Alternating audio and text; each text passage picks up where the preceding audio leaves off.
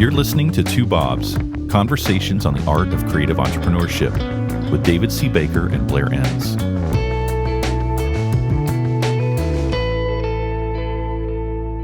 David, I'm interviewing you today on a post that you wrote, which I think was a summary of a speech you gave recently, is it? Yeah, it was in Madrid, yeah. And it resonated with people a lot more. I'm always surprised when anything I do resonates, but this one really resonated. So I was like, oh, okay, well, there's something here.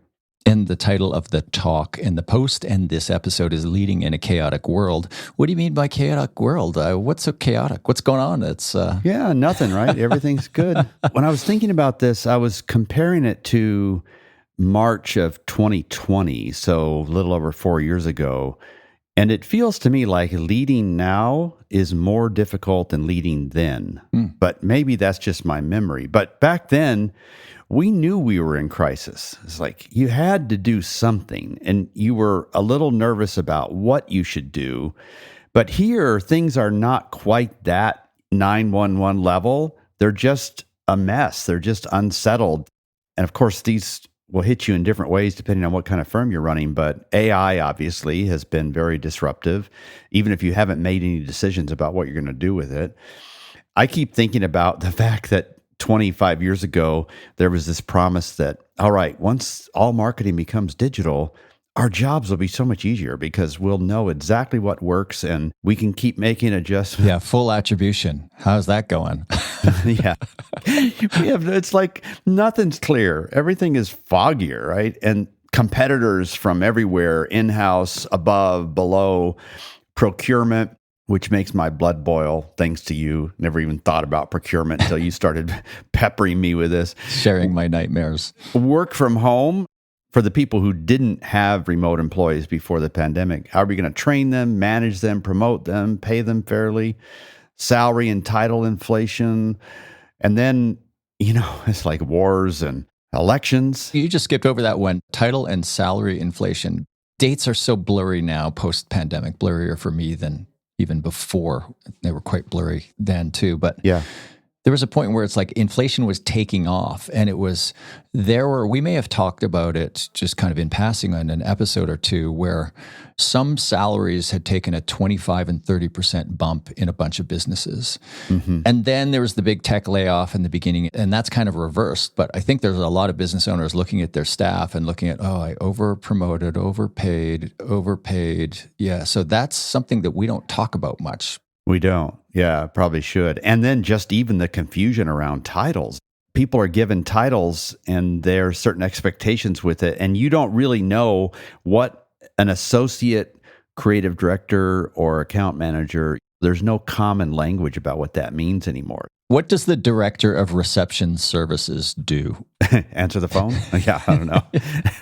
Yeah. Yeah, and then political, economic, like in the U.S., we've got an election coming up, and there's just a sense of unsettledness eating all of us. And that's what I mean by sort of a chaotic world. And it can just freeze us, right?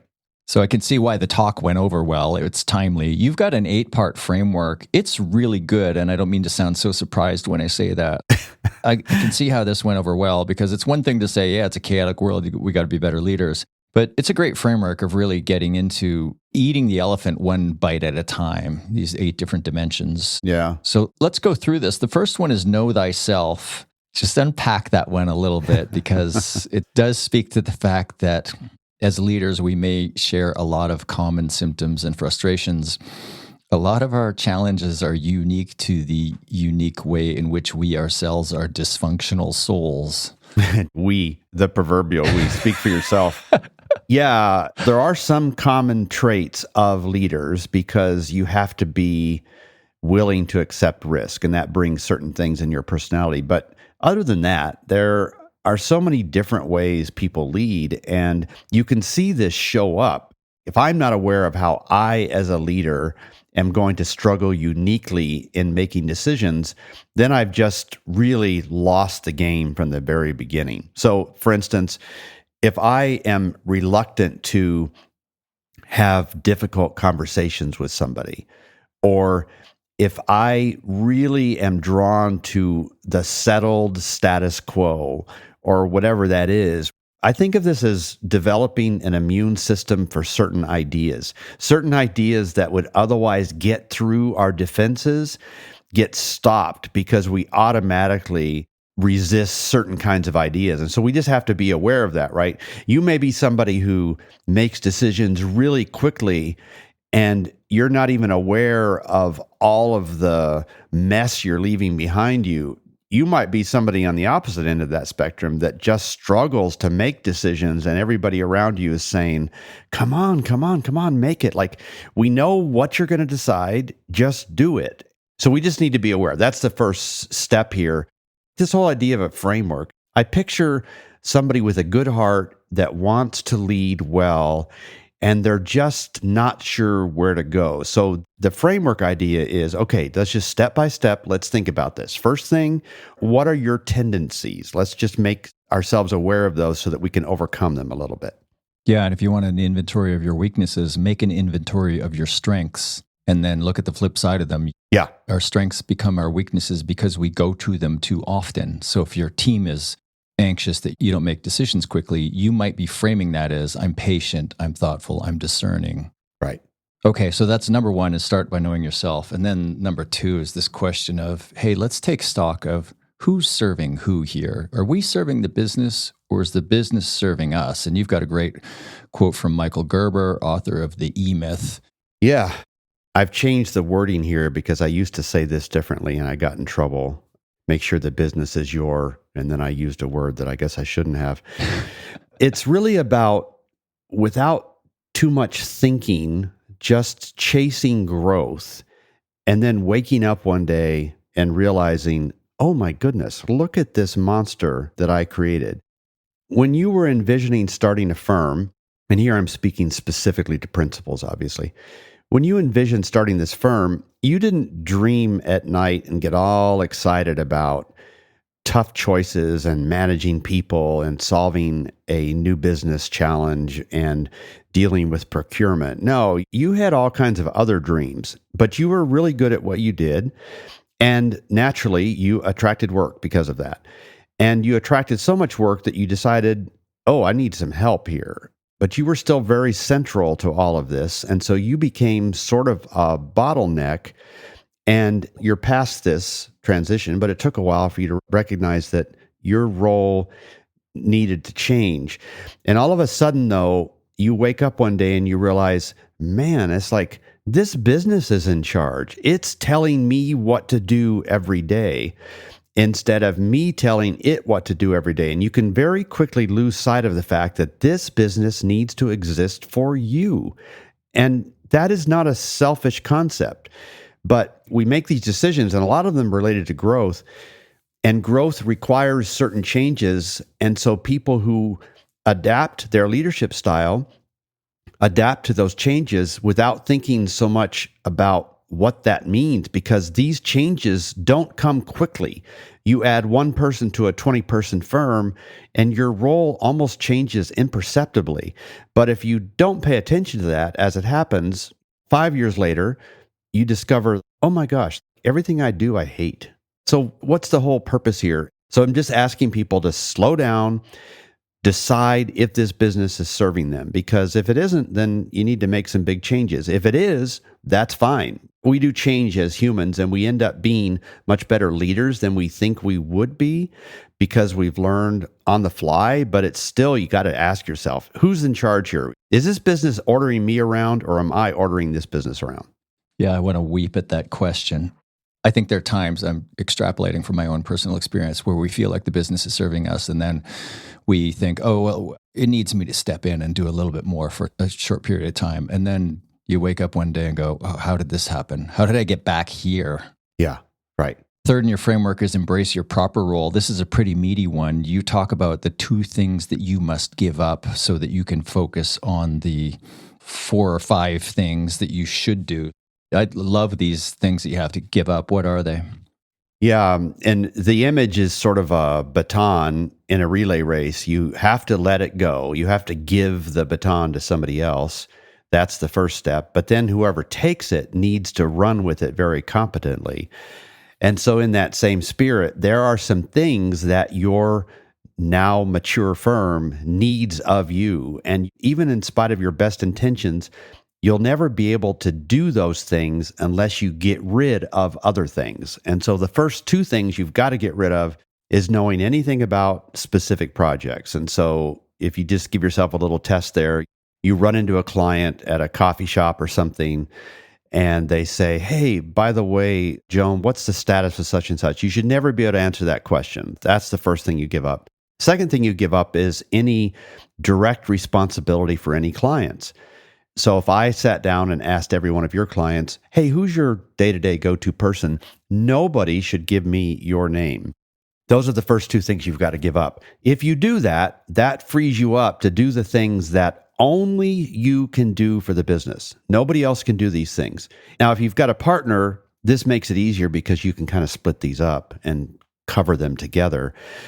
But these are in order, and there's 4 for sure, and then maybe a 5th one if you've got the time. The first one that you must do for the firm is oversee the financial performance of it and make big corrections when they come. Your firm's financial performance should never be a surprise. I'm not talking about you being deep in QuickBooks, but I mean, you know exactly what's happening and the trends and all of that. Right. I imagine there's some people listening. They're trained as a designer. They started a design firm. They grew. And they're thinking, financial performance, that's not really my thing. That's why I have a CFO or a finance person. And your point is, yeah, you can and should have a finance person to take care of all the nitty-gritty details, but that person should be reporting the key metrics to you. You should have your finger on the financial pulse of the firm at all times. You cannot delegate that. Yeah, and exactly. And if you see the history of how this goes bad, CFOs who are not equity partners will almost always make decisions differently with your money than you would make. So people who haven't kept their thumb on this and who step in a little too late are shocked at what happened. It's like, really? We used all our line of credit? How long has this happened? Or you gave terms to this? Or we didn't adjust the bonuses here? Somebody else can do all the mechanics, but you've got to be making those decisions, whether you're good at it or not. Okay, so that's overseeing the financial performance. Then you have ensuring a new business pipeline. Yeah. And again, you don't have to do it yourself, although I think you probably ought to be intimately involved. We've talked about that. And if you can solve this, then you can solve everything else. If you don't solve the new business problem, then nothing else really matters. So this is the second thing, new business. Third is managing up to 6 people. That's the max. 4 or 5 is even better. There's some people who can manage more than that. But if I talked with every one of your team members and said, hey, who do you directly report to? There shouldn't be more than 6 of them. And so that's typically, the financial person we talked about. Maybe it's new business, client management, strategy and research, something else. So that's the third, managing. And these are the people who are running the rest of the firm. This is the middle layer. It assumes a certain size, obviously. Yeah. Fourth, innovating the future, which is particularly important right now. Like if you're doing content, you better be innovating the future, given the role of AI and so on. And usually these 4 things are going to keep you busy. You don't have time for anything else. If you do have more time, maybe you can do some strategy for clients. But one thing that's common with all these first 4 things is there's nothing billable in here. You're doing other stuff. Right. That's a good test if you, the owner, are billing time and you see yourself as having a utilization target, then you're kind of failing on this front. Yeah. Or you're a really small firm. Yeah. So that's the third step of the framework is embrace your proper role. 2 things you've got to let go of so that you can embrace the 4 things that you should be doing. And I love how hesitating you were, how halting you were in saying, if you have time, maybe you can do strategy for clients, because that could so quickly lead to doing more than just strategy. Right. Yeah. Depending on the kind of firm, right? But that's the tension because the principals listening to this came through the design or the programming or whatever, the marketing door. And so they're essentially pushing away everything that made them successful in the first place. And now they're taking on the mantle of a leader, hopefully willingly.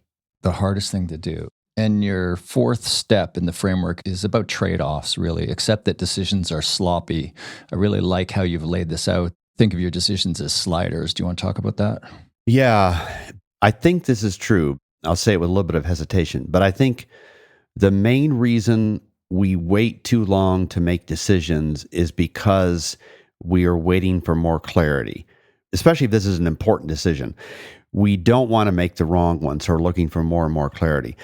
When you're thinking that way, you're thinking of a decision as a switch that's either on or off. And all decisions aren't like that. Most decisions are sliders where you're just moving in a certain direction, trying to get it in the right place, but it's never perfect. There's no detente in there. There's no place where it settles into something and requires more force to push it one way or the other. No, it's just a pure slider. And you're balancing different things in each case. You're thinking about, all right, what's best for this individual, but really what's best for the whole team? I mean, what's best for the whole team might make the individual that I'm thinking about here upset. And maybe that's something that I need to do, right? Short-term survival versus long-term thriving. And if you aim on the long-term thriving, then you may not even be around to be there. But if you're always thinking short-term without the long-term, that's not good either, right? Holding firm to scope or just trying to keep the client when you don't have enough new business. There's just so many sliders here that you're thinking about. The main theme here is make a decision and then correct it. Don't wait until you have complete clarity because you'll have waited too long. It's a little bit like, when are you ready to have kids? It's like, I don't think there's ever a time. Yeah. Somebody said kids make adults, adults don't make kids, so you're not ready. It kind of reminds me of Jeff Bezos I read recently. I think it was Bezos said, you should make a decision when you have about 70% of the information. Oh, yeah. I've never seen a number, but that sounds about right. I guess he's been a little successful, so maybe we can listen to that. Yeah. More than me, right? So accept that your decisions are sloppy. See them as sliders going in certain directions. Number 5, recognize early onset indifference. If we haven't already done an episode on this, I think we probably could. Each of these steps in the framework is a deep topic, but I wrote a note here, whole new episode on this one. But do you want to walk us through early onset indifference? If we're looking for why you're struggling to make a decision, it could be because you feel like you need more information, more clarity. And I think that's probably the main reason.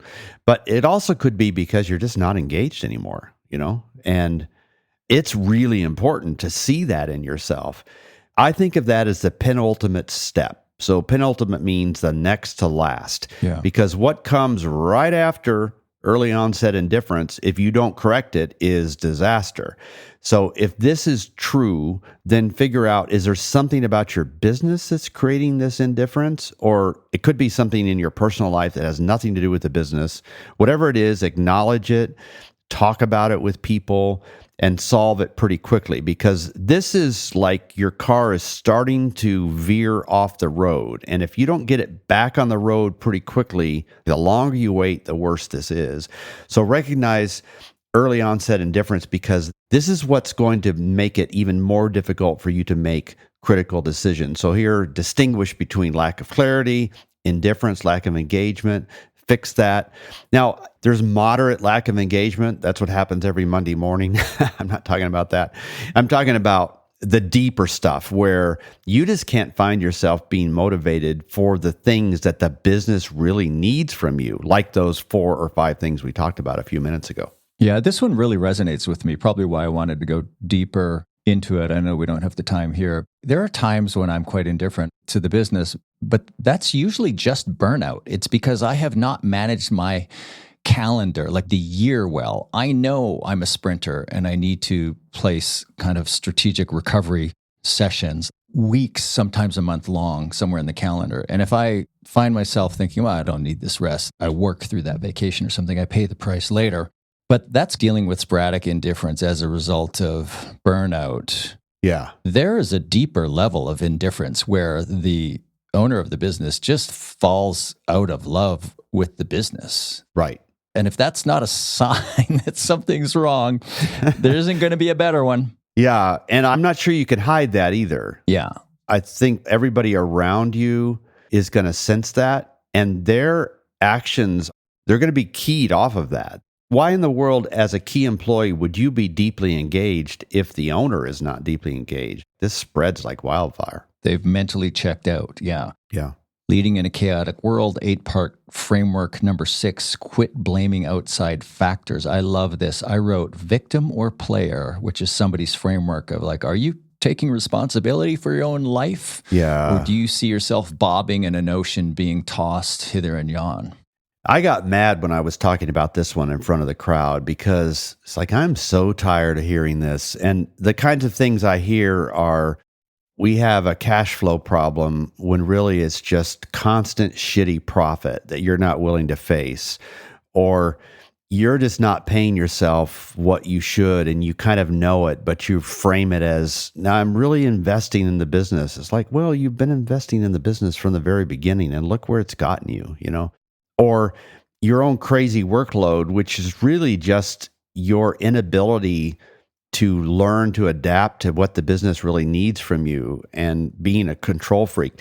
And you can see this in the way people talk.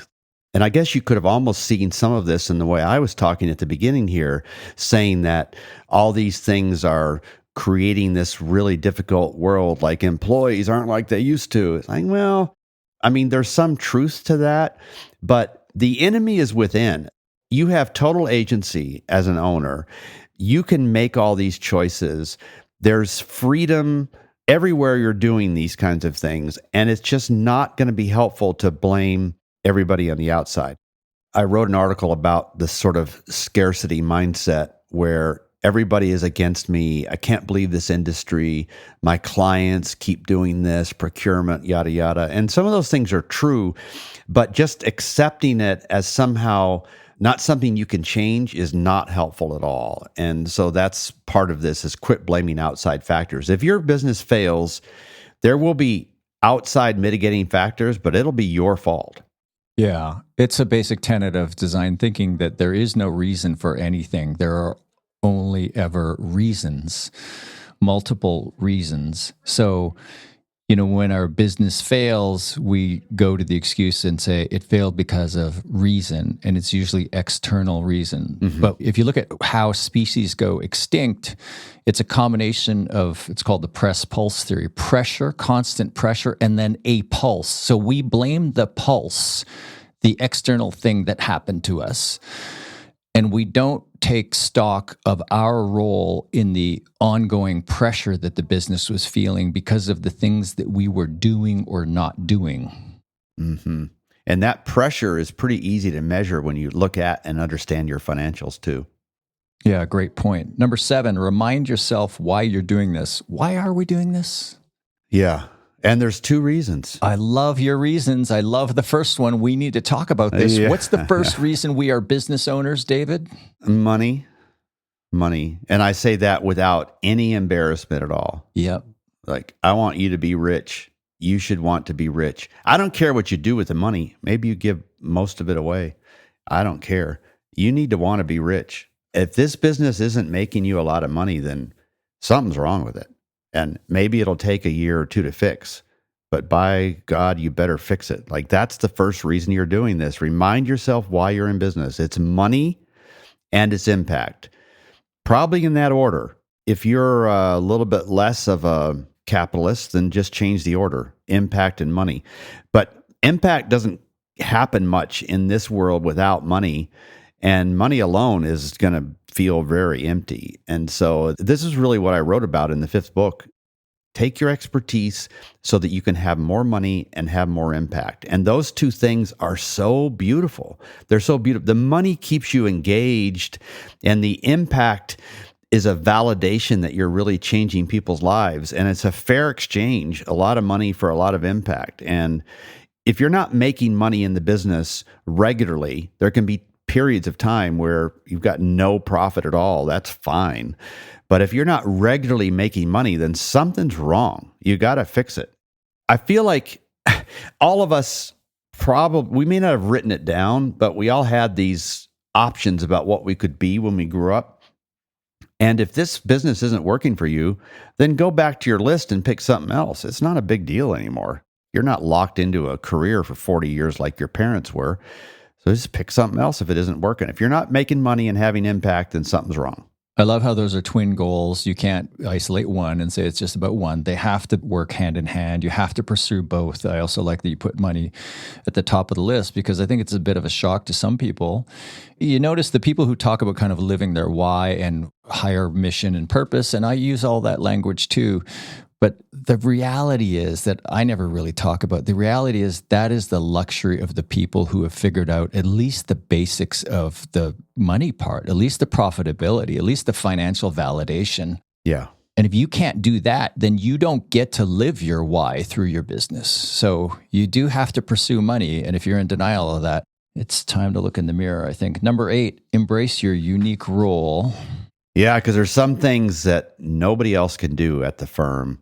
I don't mean those list of 4 or 5 things in that earlier point, but I'm thinking like nobody can conduct those courageous conversations like you can. Can you just dwell on that for just a second? Because I think that is profound and vital.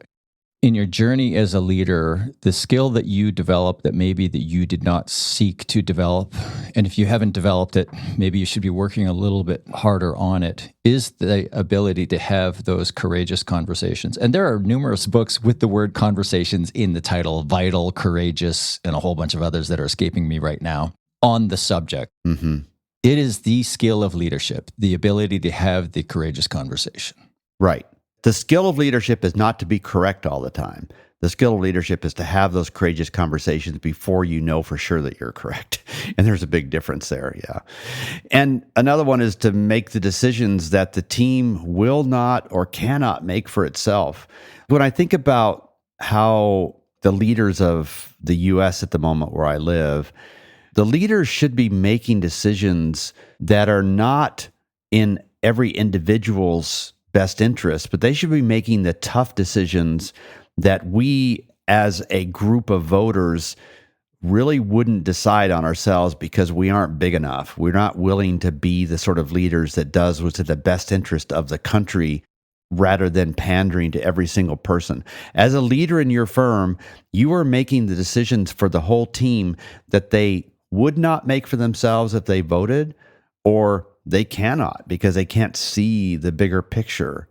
So there's just some things that you as a leader, you bring a uniqueness to this role that you have to embrace. And at the end of the day, after you make some of these decisions or have these courageous conversations, you may be sitting there and you may be talking with your life partner, but for the most part, it's a lonely thing.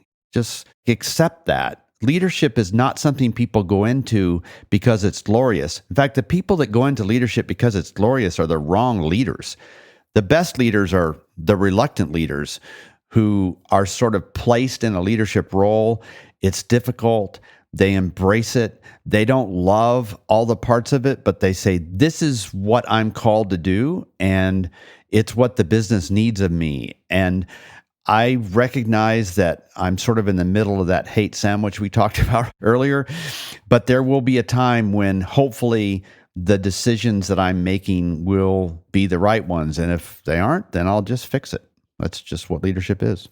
The topic is leading in a chaotic world, the 8-part framework, know yourself, who is serving who here, embrace your proper role, accept that decisions are sloppy, recognize early onset indifference, quit blaming outside factors, remind yourself why you're doing this, embrace your unique role. This was great, David. Thank you very much. Yeah, thanks, Blair. Thank you for listening to Two Bobs with David C. Baker and Blair Enns. Read episode notes and transcripts at twobobs.com. That's the number 2, BOBS.com.